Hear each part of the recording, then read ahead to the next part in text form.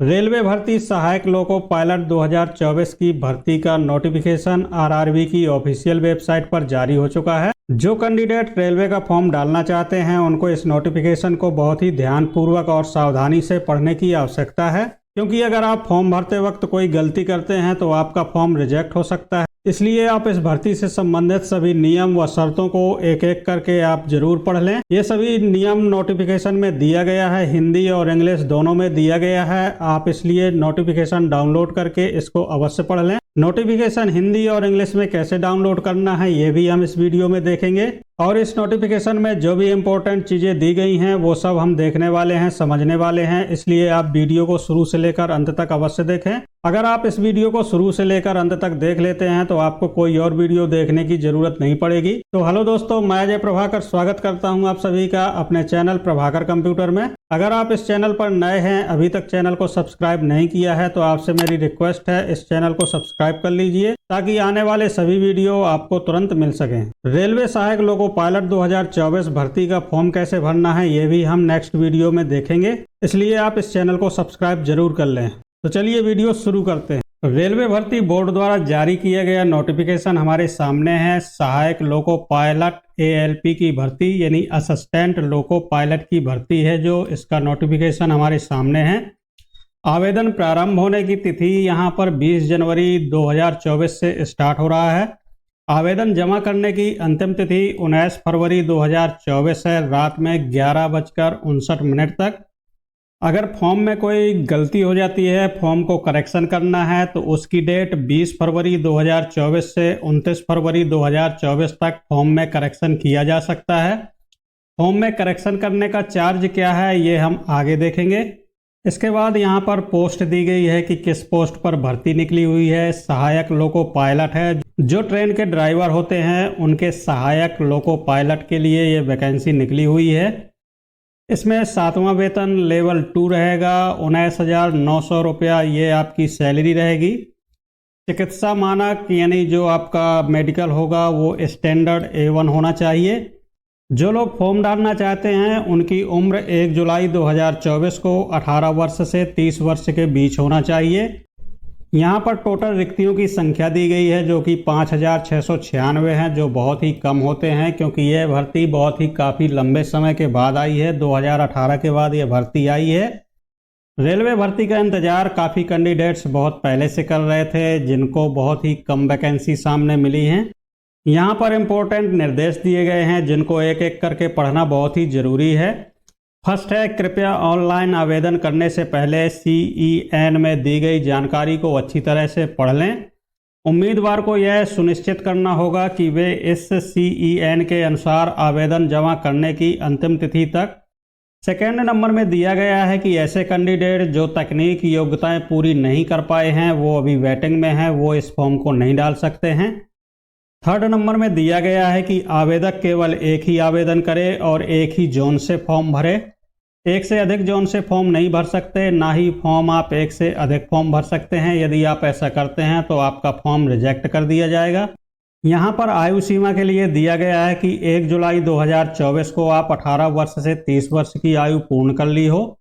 Next निर्देश यह है कि भर्ती की पूरी अवधि के दौरान सभी संचार के लिए उम्मीदवारों के पास अपना सक्रिय मोबाइल नंबर और एक वैध व्यक्तिगत ईमेल आईडी होना चाहिए, क्योंकि उनके साथ सभी संचार केवल SMS और ईमेल के माध्यम से होंगे। इसका मतलब यह है कि जब आप रजिस्ट्रेशन करते हैं तो आपका एक वैलिड मोबाइल नंबर और एक वैलिड ईमेल आईडी होना चाहिए, क्योंकि रेलवे द्वारा जो भी जानकारी आपको भेजी जाएगी वो मैसेज और ईमेल के माध्यम से ही भेजी जाएगी। इसलिए जब भी आप रजिस्ट्रेशन करें तो अपना मोबाइल नंबर एक वैलिड मोबाइल नंबर होना चाहिए और एक वैलिड ईमेल आईडी जो आपकी एक्टिव हो यानी चालू हो। यहाँ पर एक इम्पोर्टेंट निर्देश दिया गया है कि ऑनलाइन आवेदन के दौरान उम्मीदवारों को एक खाता बनाने के लिए कहा जाएगा, यानी आपको एक अकाउंट क्रिएट करना है, फॉर्म का रजिस्ट्रेशन करना है, उसी के लिए बोला गया है। उम्मीदवारों को सलाह दी जाती है कि वे खाता निर्माण के लिए आवश्यक विवरण अत्यंत सावधानी से भरें, क्योंकि खाता बनने के बाद किसी भी प्रकार की सुधार की अनुमति नहीं दी जाएगी। ये बहुत ही इम्पोर्टेंट है। जब भी आप अपना रजिस्ट्रेशन करेंगे तो जो फर्स्ट स्टेप रजिस्ट्रेशन का होगा वो जो आप लॉगिन आईडी बनाएंगे उसमें जो विवरण भरा जाएगा वो बहुत ही सावधानी से भरें, क्योंकि उसको आगे चल के सुधारा नहीं जा सकता, उसमें करेक्शन नहीं किया जा सकता। मोबाइल नंबर और ईमेल आईडी सहित खाता भरने के बाद किसी भी चरण में संशोधित नहीं किया जा सकता, ये बात आपको याद रखना है। एक बार जब आप पूर्ण रूप से फॉर्म कंप्लीट कर लेते हैं और सबमिट कर देते हैं, उसके बाद यदि आप फॉर्म में करेक्शन करना चाहते हैं तो आप फॉर्म में करेक्शन कर सकते हैं, लेकिन ईमेल आईडी और मोबाइल नंबर और जो विवरण आपने खाता बनाने टाइम पर भरा है वो विवरण आप करेक्शन नहीं कर सकते। इसके अलावा बाकी फॉर्म में आप करेक्शन कर सकते हैं। हर बार करेक्शन करने का चार्ज आपसे 250 रुपया लिया जाएगा, जो यहाँ पर दिया गया है। फॉर्म में करेक्शन करने की डेट 20 फरवरी 2024 से 29 फरवरी 2024 तक आप फॉर्म में करेक्शन कर सकते हैं। इसका मतलब यह है कि CBT 1 और CBT 2 में नेगेटिव मार्किंग होगी। इसके बाद जो आपका कंप्यूटर बेस्ड एप्टीट्यूड टेस्ट होगा उसमें कोई भी नेगेटिव मार्किंग नहीं होगी। यहाँ पर प्रतिबंधित वस्तुएं दी गई हैं जो आपको परीक्षा हॉल में लेकर नहीं जाना है, उनके बारे में बताया गया है। आप एक एक करके पढ़ लीजिएगा। एक रूल यहाँ पर इम्पोर्टेंट दिया गया है कि सभी दस्तावेजों पर उम्मीदवार के हस्ताक्षर एक समान होने चाहिए, एक जैसे होने चाहिए। हस्ताक्षर चालू हस्तलिखित में होना चाहिए। इसका मतलब यह है कि जिस हाथ से आप अपनी राइटिंग करते हैं, लिखते हैं, उसी हैंड से आपको सिग्नेचर करने हैं। यहाँ पर कैपिटल अक्षरों से आपको अपने सिग्नेचर नहीं करने हैं, ये आप बात याद रखेंगे। जब भी आप फॉर्म को फिल करेंगे वहाँ पर जो सिग्नेचर करवाए जाएंगे वो आपके सिग्नेचर कैपिटल अक्षर में नहीं होना चाहिए, और जो आप सिग्नेचर करेंगे वो हर जगह एक जैसे आप सिग्नेचर करेंगे। यहाँ पर जो रिजर्व कैटेगरी हैं उनको आयु सीमा में छूट दी गई है, जो कि अपना प्रमाण पत्र जमा करने पर लागू होगा। जब भी आप फॉर्म भरते हैं वहाँ पर आपको अपना कास्ट सर्टिफिकेट लगाना होगा। आप जिस भी कैटेगरी से आते हैं उस कैटेगरी का आपको सर्टिफिकेट आवेदन करते समय लगाना होगा, तभी आप इस आयु सीमा का लाभ ले सकेंगे।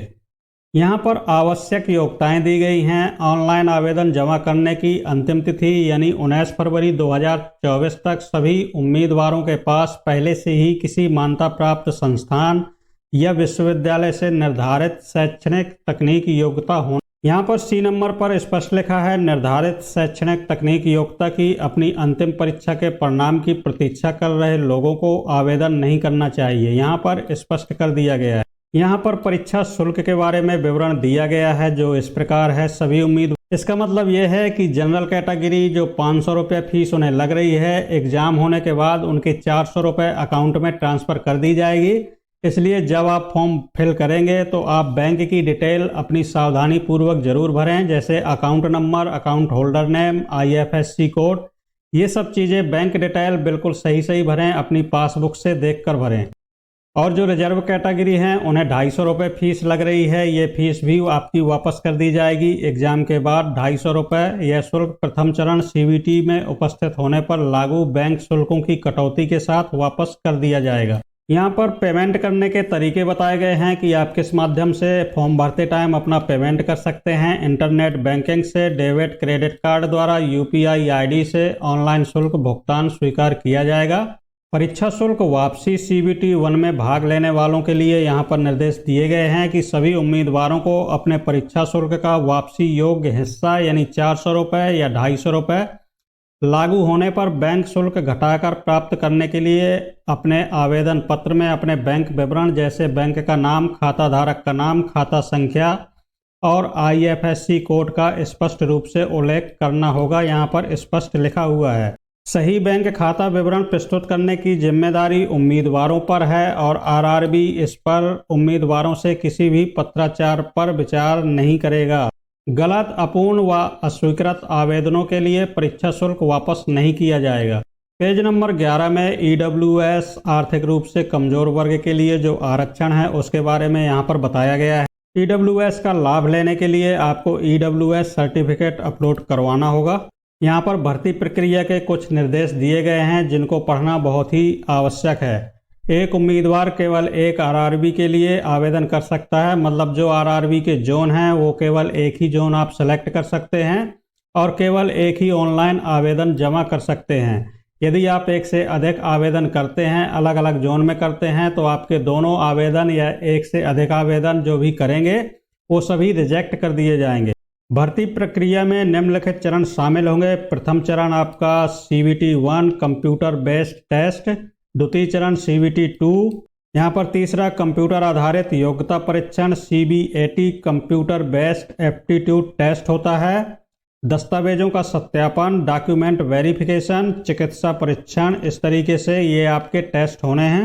परीक्षा कार्यक्रम और स्थानों की जानकारी उचित समय पर आधिकारिक RRB वेबसाइटें SMS और ईमेल के माध्यम से दी जाएंगी। मतलब जो आपने मोबाइल नंबर और ईमेल ID आप रजिस्ट्रेशन के टाइम पर यूज करेंगे उसी में यहाँ पर एग्जाम का प्रथम चरण है जो CBT 1 है। CBT 1 केवल एवं स्क्रीनिंग टेस्ट होगा। CBT 1 के लिए नॉर्मलाइज्ड स्कोर एंड मेरिट के आधार पर उम्मीदवारों को CBT 2 के लिए शॉर्ट लिस्ट किया जाएगा।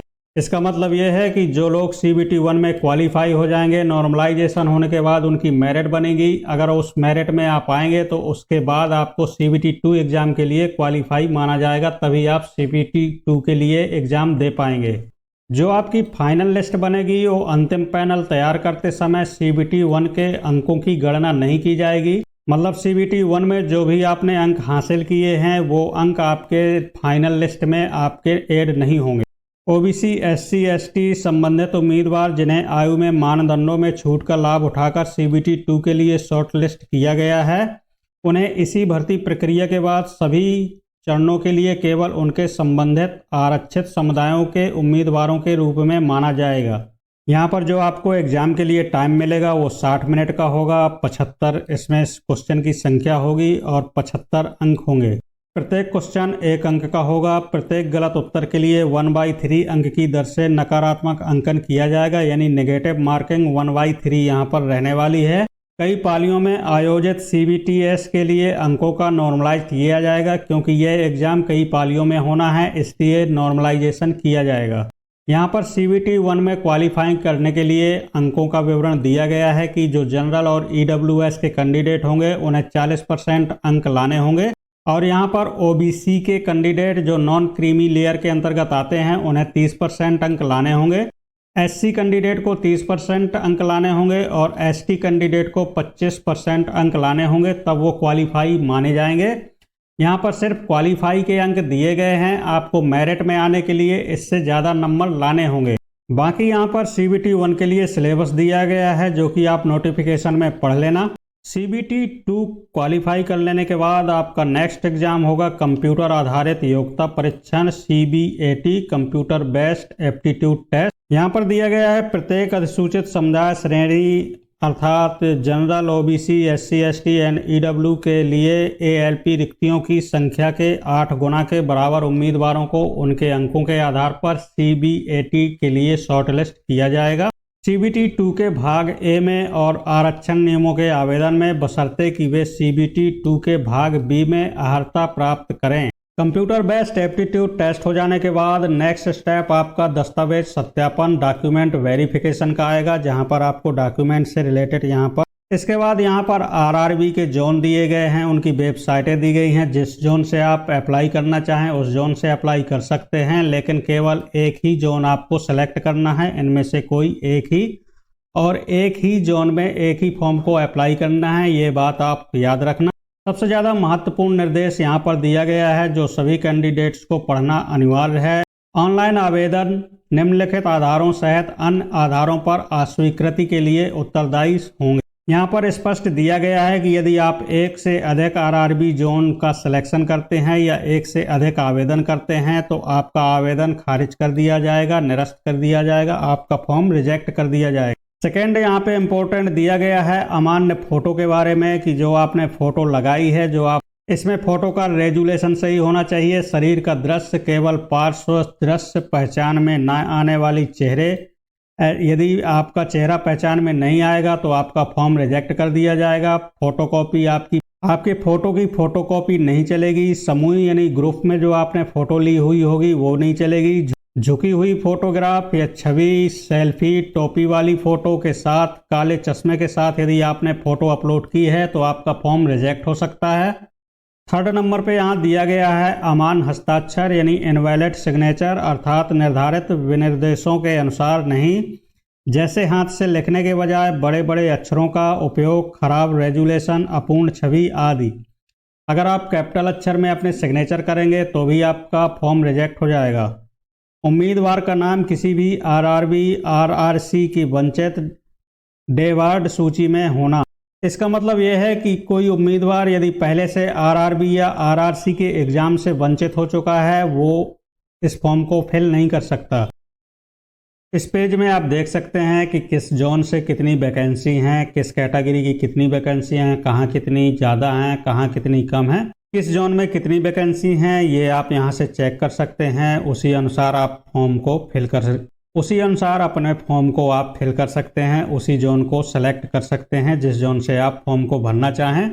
बस आप एक बात ज़रूर याद रखना कि आपको एक ही जोन को सेलेक्ट करना है और एक जोन से एक ही फॉर्म को भरना है। एक से अधिक फॉर्म को आप ना भरिए। अगर आप एक से अधिक फॉर्म को भरते हैं तो आपका फॉर्म रिजेक्ट हो जाएगा।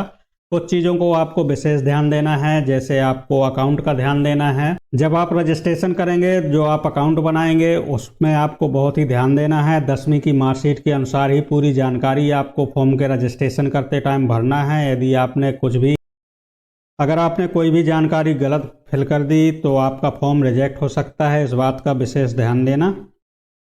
रेलवे असिस्टेंट लोको पायलट का फॉर्म कैसे भरना है, इसका वीडियो भी मैं बहुत जल्दी लाने वाला हूं, तो आप मेरे चैनल को सब्सक्राइब कर लें ताकि मेरा आने वाला वीडियो आपको तुरंत मिल सके। उस वीडियो में मैं आपको स्टेप बाय स्टेप आपको फॉर्म भर के दिखाऊंगा।